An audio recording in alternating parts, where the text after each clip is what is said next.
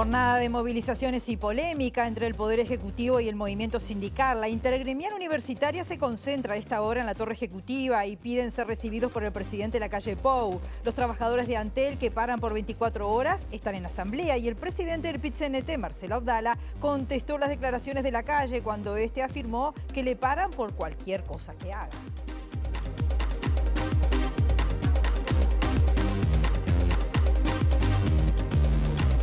¿Cómo están? Bienvenidas, bienvenidos a MBD Noticias. Comenzamos con la información desde Montevideo con 21 grados a esta hora y una máxima que vamos a alcanzar según Inumet de 23 grados. Vamos a contarles que el resto de la jornada va a seguir con cielo nuboso y cubierto con probables precipitaciones escasas y aisladas. El viento, según Inumet, va a soplar del sector este entre 10 y 30 kilómetros por hora, pero pueden haber rachas de 40 kilómetros por hora. Estamos viendo como siempre esta hora las cámaras del Centro de Gestión de Movilidad de la Intendencia de Montevideo. Tengan en cuenta que en Gilberto Bellini, desde San Martín hasta Juan Acosta, va a estar cortado hasta las 5 de la tarde, o en Vidal y Fuentes, entre Manuel Alonso y Maquichen, también habrá un corte total hasta las 17 horas.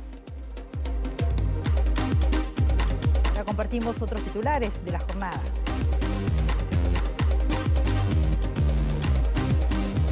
El ministro de Ambiente, Adrián Peña, y el directorio de OCE explican en el Parlamento los alcances del proyecto Neptuno y sus implicancias. La convocatoria fue en régimen de Comisión General en Diputados. Ministerio de Ganadería, Agricultura y Pesca multará a UPM Ambiente. Ya determinó que empresa es pasible de sanción. El Frente Amplio presenta proyecto de ley para fortalecer la Junta de Transparencia y Ética Pública como forma de lucha contra la corrupción. Disturbios y manifestaciones se dieron en un nuevo aniversario del estallido social en Chile.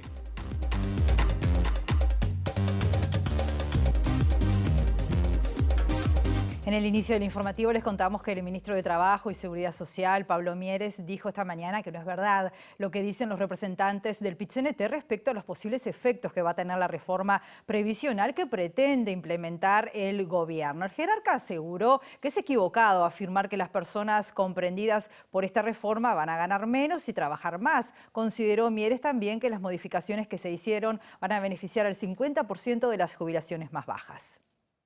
Yo creo que es una apreciación equivocada de la central sindical. En primer lugar, que vamos a trabajar más años con el correr del tiempo y no los que ya, esta reforma toca, repito, a los que hoy tienen de 49 para abajo, no a los que tienen de 50 y más.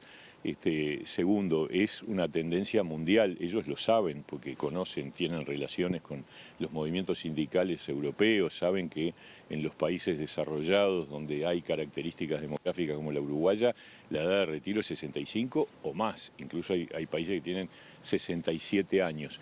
Y es equivocado, erróneo, decir que se van a ganar menos.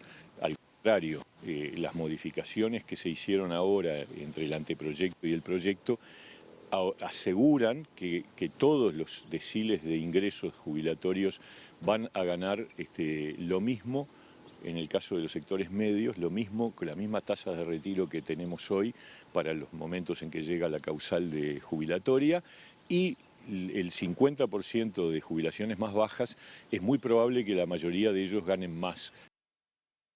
Y el representante de los trabajadores en el BPS, Ramón Ruiz, criticó la forma en que se diseñó la reforma previsional porque a su entender no se tuvieron en cuenta las opiniones de todas las partes involucradas. Para Ruiz, el costo de esta reforma lo van a pagar los trabajadores, lo que la vuelve injusta porque sostiene que deberían estar implicados todos los sectores.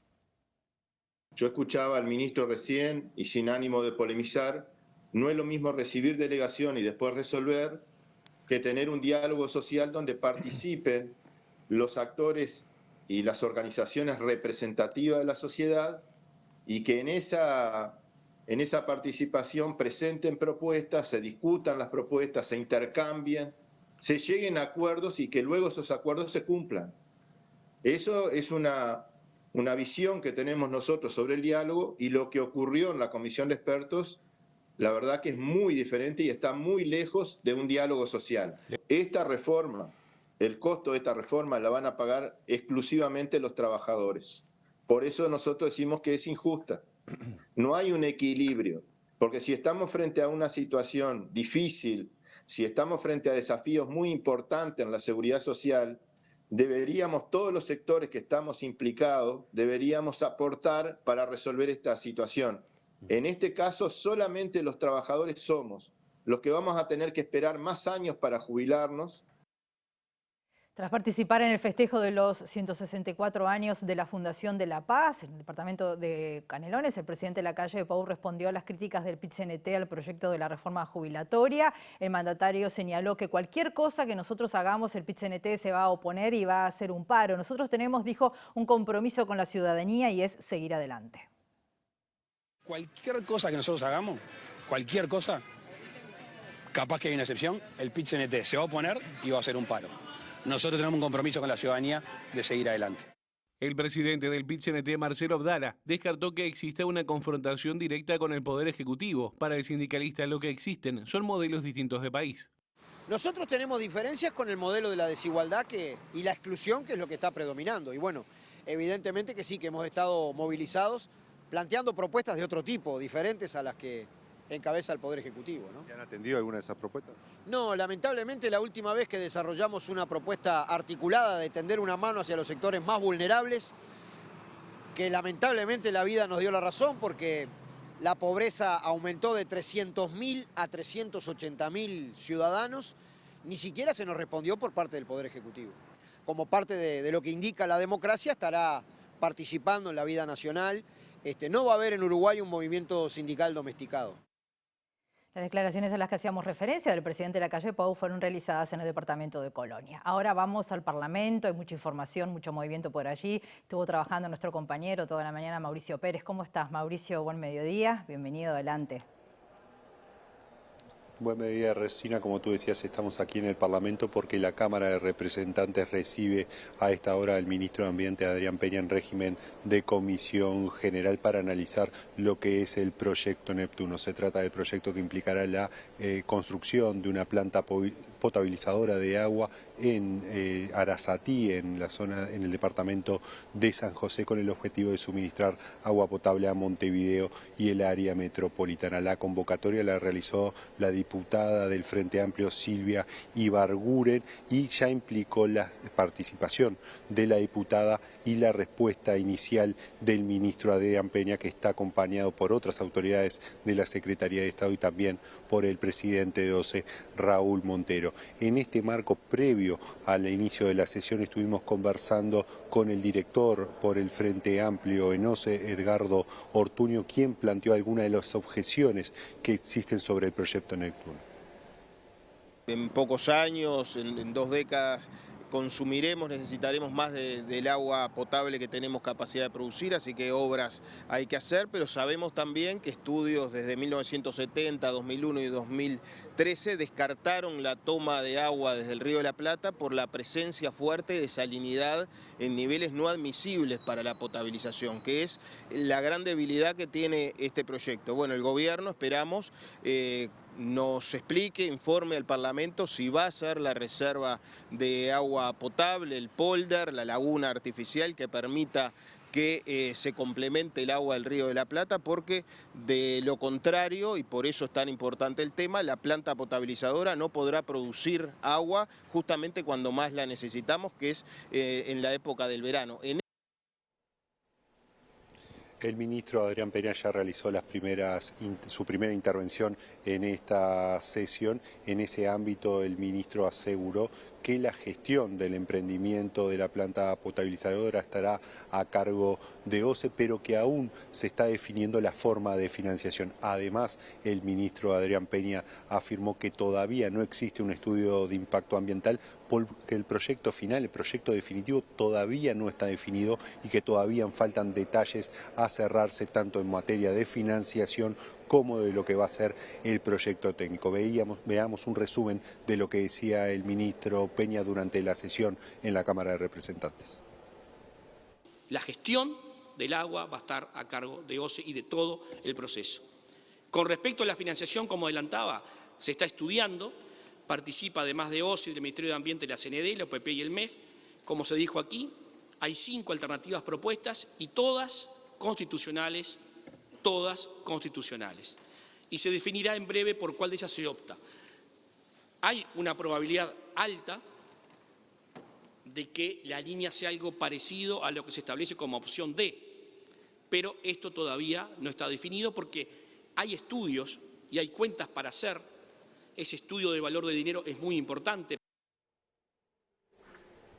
El ministro Peña señaló durante su intervención que la forma de financiación del proyecto está vinculado con la que son las restricciones económicas impuestas por el Ministerio de Economía y Finanzas para atender el déficit fiscal y también por la situación financiera con la que se recibió el organismo en el año 2020. Está previsto que el ministro de Ambiente realice una conferencia de prensa tras contestar las preguntas que en este momento está realizando la diputada Silvia Ibarguren. Se estima que será esa conferencia de prensa será sobre las 13:30 horas y en esa instancia también está previsto que el ministro responda sobre la reciente multa que se aplicó a la empresa UPM en relación a los vertidos hacia un arroyo vinculados con uno de sus viveros en el interior del país. Así que estaremos ampliando sobre este y otros temas en la edición central de MBD Noticias.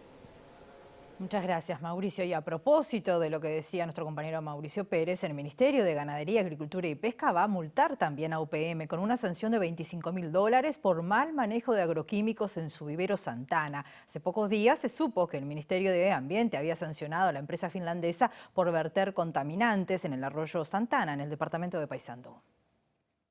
El subsecretario del Ministerio de Ganadería, Ignacio Ufa, dijo al diario El Observador que la sanción a UPM se le aplicó por el uso indebido de agroquímicos. Explicó que si bien la empresa utilizó productos registrados en nuestro país, estos no están habilitados para el uso específico en viveros, que es donde UPM los estaba usando. Bufa agregó que se está en pleno proceso administrativo y se le dio vista a la empresa a través de la resolución 894/2022. El Ministerio de Ambiente le comunicó a UPM que es pasible de una multa por haber derivado desde el vivero de su propiedad denominado Santana sustancias contaminantes hacia la cañada y arroyo Santana, lo que constituye una contravención del Código de Aguas de 1978. Por su parte, la empresa UPM confirmó que ayer recibió la comunicación del Ministerio de Ambiente y que la misma será respondida con los descargos correspondientes. La empresa agrega que los productos que se usan en el vivero no son contaminantes, considerando que su uso está aprobado por ley en Uruguay. Se presentó una nueva encuesta de intención de voto de equipos consultores. Esto es del último trimestre y se conoció en las últimas horas del trimestre julio-septiembre. El Frente Amplio lidera la intención de voto, seguido por el Partido Nacional, el Partido Colorado, Cabildo Abierto y el Partido Independiente. Si la situación se lee entre Frente Amplio contra una eventual coalición multicolor, el resultado sería de empate. El 38% manifestó que lo haría por el Frente Amplio, 28% por el Partido Nacional, 5% por el Partido Colorado, 3% por Cabildo Abierto y 1% por el Partido Independiente, y otro tanto por el PERI. 5% manifiesta que votaría en blanco o anulado y 18% están indecisos. Si los resultados se leen en términos de bloque político, asumiendo que la coalición multicolor continúe funcionando, la situación es prácticamente de empate. El Frente Amplio recibe 38% y la coalición multicolor sumada 37%, cuando aún hay 18% de personas por definirse. Los datos, según equipos consultores, muestran una relativa estabilidad con relación a los últimos trimestres, aunque con algunas variaciones moderadamente significativas. En el corto plazo, tanto el Frente Amplio como el Partido Nacional muestran idéntico crecimiento, 3%, pero en el mediano plazo la diferencia entre el Frente Amplio y el Partido Nacional ha aumentado. Llegó a ser de 2 puntos en el primer trimestre de 2021 y es de 10 puntos actualmente, igual que en el trimestre anterior. Mientras tanto, el Partido Colorado y Cabildo Abierto parecen no encontrar sendas claras de crecimiento. Si se comparan los datos con los resultados de la primera vuelta de 2019, se aprecia que tanto el Frente Amplio como el Partido Nacional están en una situación muy similar a la votación que obtuvieron en aquel momento, un punto por debajo en ambos casos. Pero la situación del Partido Colorado y Cabildo Abierto los muestra con perspectivas mayores, -7 y -8 respectivamente. Cuando la comparación se hace en términos de bloque, el Frente Amplio está casi en la mitad de la votación que tuvo en la primera vuelta de 2019, mientras que la suma de la coalición multicolor está 17 puntos por debajo. El Frente Amplio lograría superar la votación que obtuvo en la primera vuelta de 2019, incluso con una captación baja de indecisos. Lo mismo ocurre con el Partido Nacional. También es cierto que dentro de los indecisos actuales hay un núcleo que puede considerarse indeciso de bloque, es decir, que probablemente votará algunos de los partidos de la coalición y que podrían representar un nicho a atacar por los partidos del bloque. La foto de hoy muestra una posible primera vuelta con una paridad significativamente mayor a la de 2019. Segundo móvil del mediodía es el caso de nuestra compañera Mariana Abreu. Buen mediodía para ti, Mariana. Bienvenida, adelante, ¿dónde estás? ¿Cómo estás, Rosina? Buen mediodía para todos. Estamos en el SMU, en el Sindicato Médico del Uruguay, porque este gremio continúa la negociación salarial y laboral y ayer hubo una reunión con el Ministerio de Trabajo. El sindicato entiende que hay trabas para avanzar en mejores condiciones laborales y salariales y hoy se reúne su comité ejecutivo ampliado para abordar esta situación. Estamos junto a Zaida Arteta, quien es presidenta del SMU, para que nos cuente un poquito más. Zaida, gracias por recibirnos. ¿Cuáles entienden que son las dificultades para avanzar en esta negociación? Bueno, nosotros tuvimos ayer una nueva reunión del Consejo de Salario del Grupo 15, que es el que regula de alguna forma las condiciones de trabajo y salariales en el sector salud privado, o sea, lo que son básicamente las mutualistas y también las emergencias móviles privadas. En la reunión de ayer hicimos los planteos que tenemos en la plataforma, que vienen, algunos son históricos, reivindicaciones de los gremios médicos, y algunos están en esta coyuntura actual, y la verdad que lo que vemos es realmente una negativa de parte de las empresas para poder avanzar en cuestiones básicas. Para que la población entienda, vamos a explicar muy brevemente. Hay una parte que es la negociación por la recuperación salarial y por el aumento del salario real en un momento donde el país está creciendo su Producto Bruto, luego de años de dejar mucho del compromiso en el terreno y de tener muchos colegas que trabajan en situación de precariedad, como decíamos, con la facturación y todo esto que hemos denunciado previamente. Y también el mantener una partida por capacitación que tenemos desde el año 2015, que se otorga a aquellos médicos y médicas que hacen un curso anual de capacitación. Esas dos cosas están amenazadas, tanto porque no hay aumento del salario real y porque hay, lo que está puesto sobre la mesa hasta ahora es que la partida por capacitación vaya disminuyendo a lo largo del tiempo en los siguientes años. Por lo tanto, nosotros creemos que esto no es de recibo, no es aceptable para nada. Además de esto, el otro paquete de reivindicaciones que venimos trabajando son cosas como el tiempo que le dedica cada médico o médica en una consulta de policlínica. Algo tan sentido, tanto por los médicos y médicas como por la población, ¿no? Porque ustedes piensen esto de que hay mutualistas de Montevideo hoy que agendan personas cada 7 minutos. 7 minutos. ¿Qué es el convenio actual en cuanto a esto? En este momento tenemos vigente un convenio que nosotros tenemos que asistir en promedio, lo digo porque hay especialidades que tienen distintos tiempos, pero son las menos, la mayoría entre 5 y 6 personas en una hora. O sea, estamos hablando de 10 minutos o 12 minutos para, por ejemplo, dar una noticia, atender un problema complejo. Otro de los puntos importantes para nosotros es tratar de revertir la situación de multiempleo en médicos y médicas, que los médicos no corran para todos lados, que no estén 2 horas en cada lugar, sino que puedan concentrar el trabajo en un prestador, que tengan tiempo para poder dedicarse a ese prestador y a esa cantidad de pacientes que uno tiene y le da seguimiento en un prestador. Además, hemos denunciado esto de el aumento de la facturación en el colectivo médico, que estamos muy preocupados, realmente en un país donde los derechos laborales son una bandera de todos los partidos de forma histórica. En este momento a los médicos y médicas estamos todo el tiempo aumentando el número. Las empresas también pero en este caso estamos hablando de las empresas privadas, aumentan todo el tiempo profesionales en régimen de facturación de forma obligatoria. O sea, es eso o no trabajás. Entonces, eso es un poco para decir, hay más reivindicaciones, pero para hacerlo breve. Muy bien, te agradecemos mucho entonces, Zaida Arteta, presidenta del SMU. Veremos cómo avanza este Consejo Ejecutivo ampliado y qué novedades surgen desde esta instancia. Muchas gracias, Mariana. Y nosotros volvemos al Parlamento. Comenzó ya la conferencia del ministro de Ambiente, Adrián Peña. Está hablando a esta hora. Vamos a ver qué dice. De Guichón tuvo en su momento una inspección del Ministerio de Ganadería, Agricultura y Pesca. Eso llevó a visitas del Ministerio de Ambiente en más de una oportunidad. Se les indicó y se les recomendó acciones que la empresa llevó adelante. Hoy algunos mínimos están cubiertos y los efluentes no están llegando al curso de agua, según se nos informa, pero hubo efluentes que terminaron donde no debían y eso llevó a una acción con una sanción del Ministerio de Ambiente de la empresa y con algunas recomendaciones para su accionar de aquí en adelante. La sanción es de 700 UR. Es la sanción recomendada por los servicios técnicos en base a lo que fue, digamos, la falta.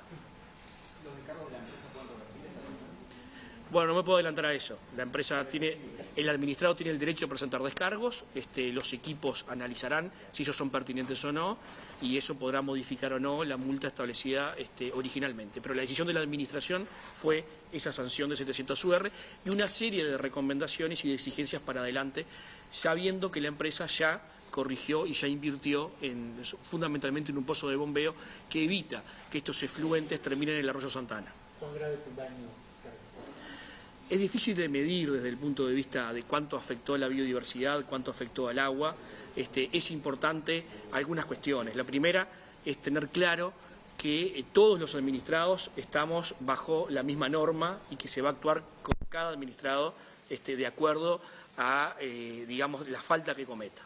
No se va a multar más a una empresa por ser una empresa extranjera o multinacional, ni se lo va a dejar de hacer porque genere mucha fuente de trabajo. Entonces eso es bien importante. Nosotros actuamos con criterio técnico, los informes técnicos recomendaron esa sanción y determinadas acciones y en ese camino vamos. Bien, estamos viendo parte de la conferencia de prensa del ministro de Ambiente, Adrián Peña, confirmando lo que decíamos al inicio del informativo, esta multa que le acaba de aplicar el Ministerio de Ambiente a la empresa UPM por la utilización de agroquímicos en su vivero. Vamos a hacer una pausa ahora, va a ser muy breve, volvemos enseguida.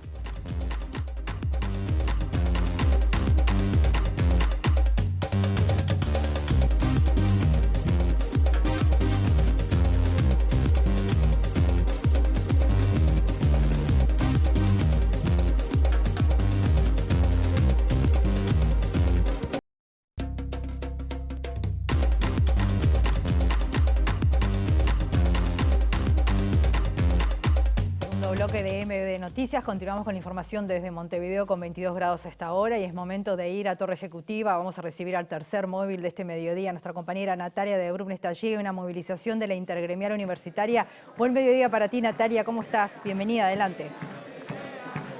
Buen mediodía, Rosina. Efectivamente, como tú decías, esta manifestación de los trabajadores docentes de la Universidad de la República viene del Ministerio de Trabajo, una nueva instancia de intento de negociación colectiva que no tuvo los resultados esperados. Pero para hablar de esto estamos con Agustín Cano, secretario general de ADUR.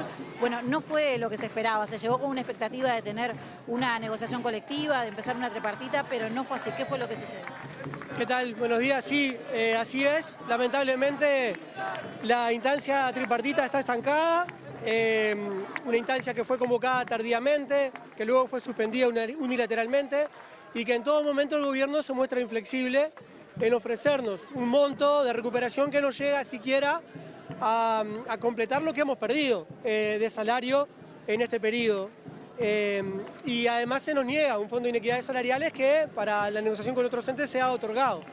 Esa es la situación, lamentablemente, en este momento. El principal punto es eso, el no perder, que la recuperación salarial no significa una pérdida de salario para los docentes. Exactamente.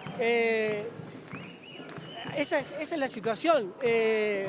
Nosotros reivindicamos que precisamos un incremento salarial, porque los salarios de la Universidad de la República son los más bajos de la educación terciaria pública del Uruguay y son los más bajos de la región. Son salarios que dificultan la radicación en nuestro país de jóvenes formados que quieran retornar o que quieran radicarse o que quieran permanecer, que no tengan que irse.